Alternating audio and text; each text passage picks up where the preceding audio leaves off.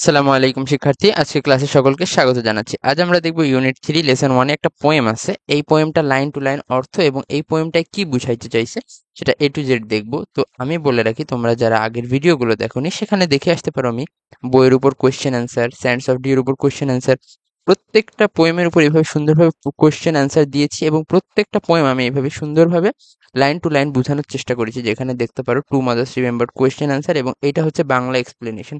তো এই প্রত্যেকটা ভিডিও আমার এই এনজি মাইন্ড চ্যানেলে পেয়ে যাবে এবং এর পরবর্তীতে আমরা ও মিম ও লাইভ এর উপরে আমরা আবার কোয়েশ্চেন আনসারেরও ভিডিও দিব খুবই শীঘ্রই, আজের মধ্যেই।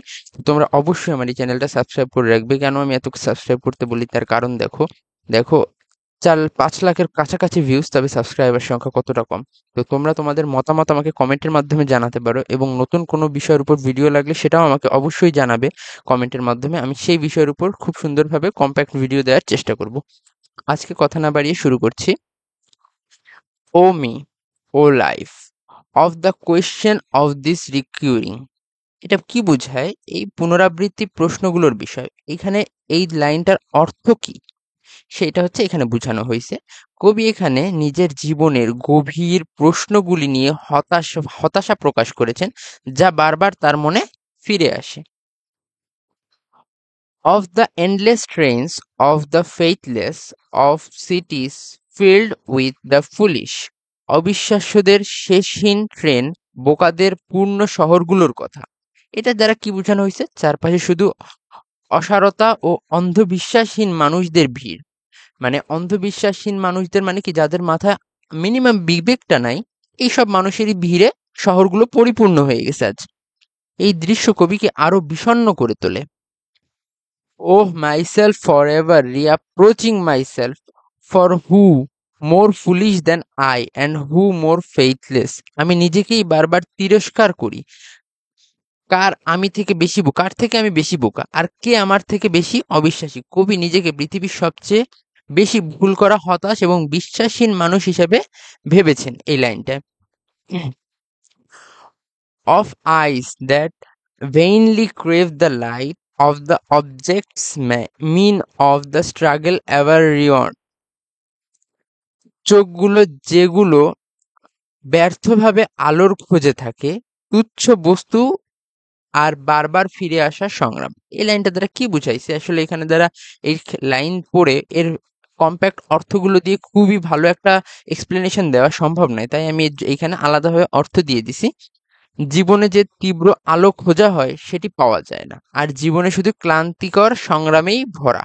মানে জীবন যে সবসময় ফ্রুটফুল হবে, আমরা যা চাবো সেটাই পেয়ে যাবো, এটা না। আমাদের জীবন আসলে ব্যর্থতায় ভরা, অনেক বেশি সংগ্রাম, অনেক বেশি স্ট্রাগল করতে হয়।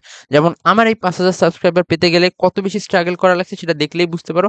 197 ভিডিওস দেয়া লাগছে। তো তাই বোঝানো হয়েছে জীবন শুধু ক্লান্তিকর সংগ্রামেই ভরা। of the poor result of all, of the plodding and sordid crowds I see around me। সবকিছুর হতাশাজনক ফলাফল আর ক্লান্তিকর ও নোংরা ভিড় যেটি আমি চারপাশেই দেখি। কবি চারদিকে শুধু নিষ্ফল চেষ্টা, মলিনতা, জড়বস্তুর মতো চলা মানুষদেরই দেখতে পান। of the empty and useless years of the rest, with the rest me intertwined। অন্যদের শূন্য নিষ্ফল জীবন আর সেই জীবনগুলোর সঙ্গে আমি জড়িয়ে আছি। তিনি অনুভব করেন যে বাকিরা যেমন অর্থহীন জীবন কাটায়, তিনিও ঠিক তেমনই একই শূন্যতায় আটকে আছেন। The question, O me so sad recurring, what good amid of this, O me O life. প্রশ্নটি ফিরে আসে, ও মি ও জীবন, এসবের মধ্যে আদৌ কোনো ভালো কি আছে? জীবনের সব অসারতার মাঝে কবি নিজের কাছে প্রশ্ন করেন, জীবনের আসল মানেটা কোথায়? আমরা যে বেঁচে আছি, আমরা স্ট্রাগল করতেছি, আমাদের আশেপাশে এত মানুষ যারা জড়বস্তুর মতন চলাফেরা করতেছে, এই সকল জীবনের আসল মূল উদ্দেশ্যটা কোথায়? এটা কবি নিজের কাছেই জানতে চাচ্ছেন। That you are here, that life exist and identity. উত্তর হলো তুমি এখানে আছো, জীবন আছে, পরিচয় আছে। কবি জীবনের মূল অর্থ খুঁজে পান এই সত্ত্বে যে তুমি বেঁচে আছো, তুমি আছো। এইখানে দ্বারা এটা বোঝানো হচ্ছে যে আমরা আমাদের এই জীবন নিয়ে এত পরিমাণে ইয়ে নালিশ করতেছি যে আমার জীবনটা ভালো না, তবে আমরা দেখি আমাদের থেকে বাজে অবস্থায় কিন্তু অনেকে আছে, অনেকে হসপিটালের বেডে শুয়ে আছে।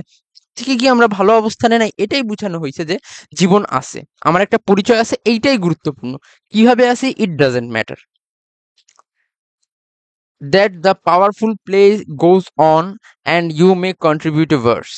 একটি শক্তিশালী নাটক চলতে থাকে, তুমি সেখানে একটি শ্লোক যোগ করতে পারো। জীবন মানে একটি চলমান নাটক যেখানে প্রত্যেকে তার ভূমিকা রাখে, তুমি নিজেও সেই কাব্যের অংশ হতে পারো। মানে আমরা সবসময় যে অভিযোগ করবো এমনটা না, আমরা নিজের একটা গুরুত্বপূর্ণ ভূমিকা রাখবো, একটা ভালো কাজ করব, অন্যের জীবনকে একটু ভালো করার চেষ্টা করব, তাহলেই আমাদের জীবনের সার্থকতা খুঁজে পাওয়া যাবে।